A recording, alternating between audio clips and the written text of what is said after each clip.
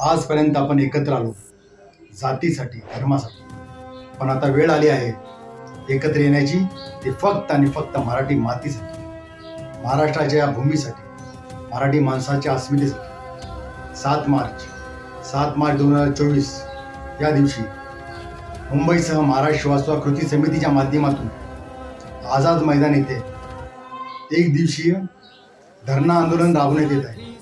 मी जातोय, तुम्ही पण या. मराठी माणसाला संघटित करूया, महाराष्ट्राला या परप्रांतीयांपासून वाचूया. तर या, पुढाकार घ्या.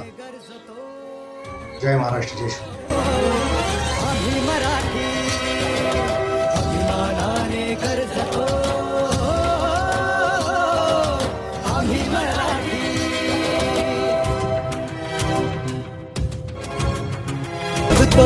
आमुच्याच भाषेवरचे